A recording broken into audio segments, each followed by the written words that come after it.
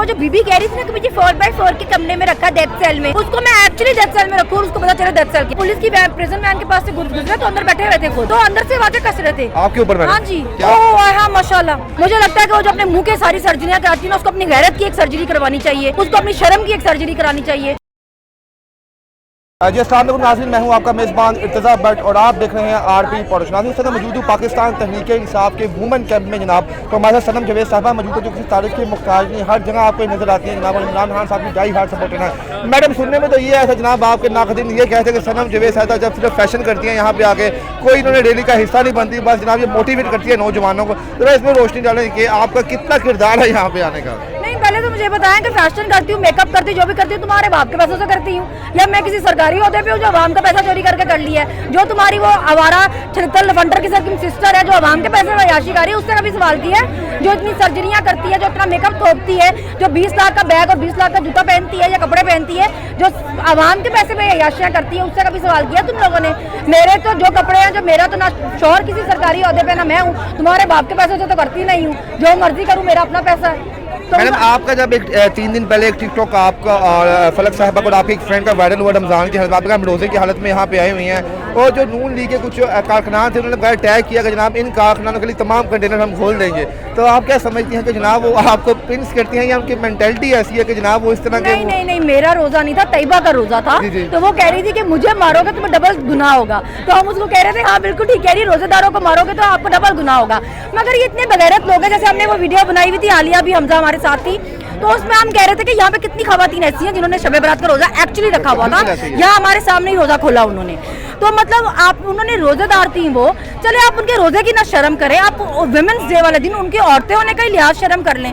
आपने उनके ऊपर पानी फेंके, पानी में भी चीजें मिलाई हुई। मुसलमान नहीं, हाँ मतलब आपको मरना याद ही नहीं है, आपको अल्लाह का डर ही नहीं है कि आप औरतों के कपड़े फाड़ रहे हैं, उनको थप्पड़ मार रहे हैं निकाल के। मतलब ये काम करने के लिए औरतें ले आया करें फिर, अगर आपने इतनी बगैरती करनी है। तो मैडम, वहाँ पे उस दिन आपको कितनी शेलिंग जो है बर्दाश्त करनी पड़ी, किस किस्म का वहाँ पे फीलिंग्स थी, तो नाज़रीन मुझे बताया। देखिए, शेलिंग की बारी हम नहीं थे बाहर, शेलिंग की बारी वो आलिया हमजा लोग गए थे बाहर, हम लोग बाहर नहीं गए थे। हमें नहीं पता था कि शेलिंग कर देंगे, क्योंकि वो दोनों साइड पे थे, पर क्योंकि वो खत्म हो गया था जलसा, तो हमें लगा था अब ये भी दफा हो जाएंगे।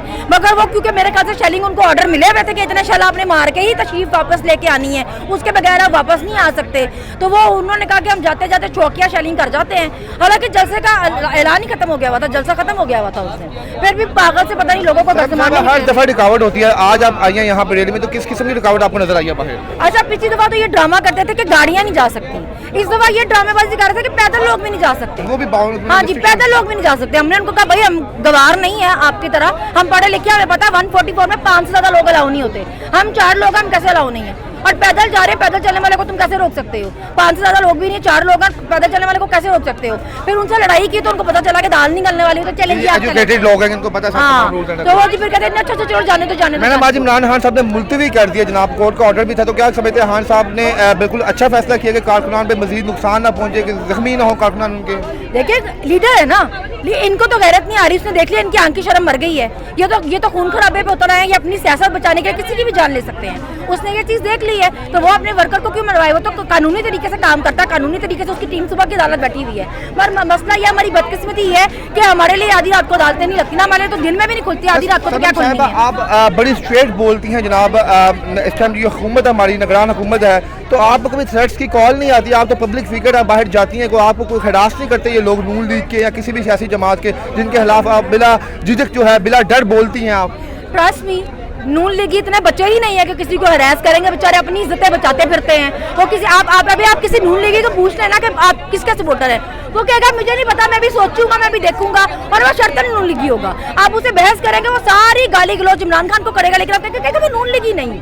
मतलब जो अपने आप को बता नहीं सकते कि ये नून लीगी है, शर्म के मारे उन्होंने हमें क्या कहना है। दूसरा, मैं हमेशा कहती हूँ कि मैं किसी सरकारी ओहदे पे नहीं हूँ, ना मेरा बाप, ना मेरा भाई, ना मेरा शौहर किसी सरकारी ओहदे पे नहीं है। हमने सरकार का पैसा नहीं खाया हुआ, आप मुझे किस बात पे डराएंगे? ना मेरे पास DHA में प्लॉट है, मुझे किस बात पे ब्लैकमेल करेंगे? मैडम, वज़ीर दाखिला राना सनाउल्लाह जो साहब हैं, उनके बारे में जनाब बड़ी होती है, लोग बयान नारेबाजी करते हैं।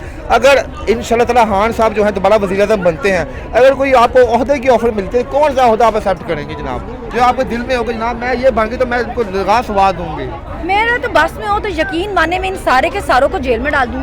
और वो जो बीबी कह रही थी ना कि मुझे 4x4 के कमरे में रखा डेथ सेल में, उसको मैं एक्चुअली डेथ सेल में रखूं, उसको पता चले डेथ सेल क्या होता है। यानी कि आप सही ओरिजिनलिटी दिखाएं उसको एक्चुअली जो ड्रामेबाजी करती है ना, जो फितना फसाद फैलाती है, उसको एक्चुअली डेथ सेल में रखना चाहिए मौत की चक्की में। उसे वहाँ में चक्कियाँ भी फंसवानी चाहिए तो उसको पता चलेगा ड्रामा कैसे। मैडम आखिर में आप उनको पैगाम दे जनाब जो कारखाना पे टॉर्चर करते हैं, उन पे शेलिंग करते हैं और इन पे जो है गैस टीयर्स की जो फेंकते हैं, उनके लिए क्या पैगाम है? क्या आपका हौसला कम तो नहीं हुआ? नहीं भाई वो तो छोड़े, आज ये 2 दफा हमारे साथ हो गया। हम पहले भी 2 दिन पहले जब आए तो पुलिस की प्रिजन वैन के पास से गुजरे तो अंदर बैठे हुए थे खुद, तो अंदर से आवाजें कस रहे थे आपके ऊपर मैडम? हाँ जी। क्या? हाँ माशाल्लाह। वहाँ पे उनका सीनियर बैठा हुआ था, मैंने उनको जाके कहा गैरत करें आप लोग हमारी हिफाजतों के लिए, यहाँ पे आपके घरों में माए बहने नहीं है, ये आवाजें कस रहे हैं। वो कहता है कि जी आप जाए, मैं इनको पूछता हूँ। आज हम आए हैं तो सेम उन्होंने वही किया। और माशाल्लाह सुभान अल्लाह। मैडम कहीं ये तो नहीं है कि मैडम कहीं ये तो नहीं आपकी पिक्चर सर्कुलेट कर दी उन्होंने हर डिपार्टमेंट में, जहाँ पे भी सलीम साहबा गुजरे जनाब इनको माशाल्लाह कहें, इनको छेड़े, इनको ये यार करें। वर्दियों में तो ना करो, वर्दी की एक इज्जत है, एक एहतराम है, लोगों की नजरों में अपना कुछ तो एहतराम रहने दो ना, कुछ तो लिहाज शर्म रहने को। तुम्हारे घरों में माई नहीं है, तुम्हारी माएँ तुम्हें पूछती नहीं है कि ये वर्दी पहन के जा रहे हो, इतनी काबिल इज्जत जॉब थी, बाहर क्या करके आते हो, घर जाके जवाब नहीं देते, अपनी माँ बहनों की आंखों में नहीं देखते हो ऐसे काम करते हुए। मैडम लास्ट मरियम नवाज साहबा को क्या पैगाम दे दें मैडम? वो एक जलील औरत है, वो घटिया तरीन औरत है, उसका दिमाग का फौरन इलाज करा देना चाहिए। ढूंढ नहीं लगता, आप डायरेक्ट सीधी ही बोल वो देते नीच हैं। औरत है, वो जानबूझ के अपने ये जो औरतों के खिलाफ गंदगी है ना, बेगैरती है, उसको वो प्रमोट करती है। वो खड़े होकर जलसों में कहती है कि ये जो औरतें हैं ना, ये इनकी सही नहीं है। तुम गंदी औरत, तुम नीच गलीज औरत, तुम हर जगह नामहरमों के साथ फिरती हो, तुम्हारा बाप फरार, तुम्हारा भाई फरार, तुम्हारा कसम तुम्हारे साथ नहीं, तुम सबसे गंदी औरत हो जो नामहरमों के साथ घूमती हो, जो जलसे में चढ़ के आगे से खड़े हर नामहरम को आई लव यू बोलती हो। कितने फुटेजेस होंगे आई लव यू किसको कह रही वो तो कहती मैं अपने वो मेरे भाई है सब। हाँ, तुम्हारे बाप ने निकाह भी पढ़वाया होगा तुम्हारे साथ सबका। मैडम आपने लास्ट कोई विश तो नहीं कर दी कि मुझे कुछ हो जाए तो इसकी जिम्मेदार मरियम नवाज होगी, कुछ ऐसा वैसा तो मैं लानत भेजती हूँ उस औरत पर। मुझे लगता है कि वो जो अपने मुंह के सारी सर्जरियां कराती है ना, उसको अपनी गैरत की एक सर्जरी करवानी चाहिए, उसको अपनी शर्म की एक सर्जरी करानी चाहिए, उसको अपने दिमाग की एक सर्जरी करानी चाहिए। मैडम खान साहब की तरफ से कोई पैगाम तो अंदर से नहीं आया अपने लेडीज वर्कर्स के लिए कि जनाब वो एक्टिव रहें, सब कुछ दें, क्या ख्याल करते हैं खान साहब यहाँ पे? यार जो खवातीन है ना यहाँ पे, ये इरिटेट होगी नहीं, ये तंग पड़ गई हुई है। मतलब यहाँ पे खवातीन जो अपने खानदानों के साथ आई हुई हैं, आप देखें मेरे अलावा कितनी औरतें यहाँ पे जिन्होंने दुपट्टा नहीं लिया हुआ, सरों पे दुपट्टे वाली औरतें हैं सारी, उनके लिए इतनी गलीज बकवास। और जो तुम्हारी ये जो लफंटर है, ये खुली घूमती है आवारा बेगैरत, इसको कोई पूछने वाला नहीं है। खान साहब ने तो आप यकीन करें इतनी सख्ती की हुई है, यहाँ पे 10 बजे के बाद यहाँ पे कोई औरत अलाउ नहीं है, ऐसे ही है। यहाँ पे 10 बजे के बाद नहीं आ सकते। अब आप अंदर आए, आपको उन्होंने क्या कहा है? मैडम जो कुछ ऑडियो जो लीक हुई है जिसमें ये कहा गया कि सामान पालो जो फांसी का अड्डा है, यहाँ पे नशा चलता है, यहाँ पे इनको आदत है जालसाजी करने की, टोटे जोड़ने की। अभी आप अंदर आए, आपको इन्होंने क्या कहा है कि आप यहाँ पे ना आए, अब यहाँ पे औरतों वाला सेक्शन आप बता के आना पड़ता है। हाँ जी, कार्ड दिखाना पड़ता है, और वो भी आपको कहना पड़ता है जल्दी जल्दी आप इंटरव्यू करें और जाए।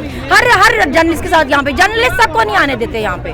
और ये प्रोपेगेंडा देखो, जाली ऑडियो जोड़ के बगैरती लगाई हुई है, बेशर्मी खोली हुई है। सनम साहब अभी तक एक्टिव है जनाब, उनका जुनून कम नहीं हुआ, वो कह रहे हैं जनाब खान साहब के लिए हम हाजिर हैं और हाजिर ही रहेंगे। इसके साथ ही आप अल्लाह हाफिज़।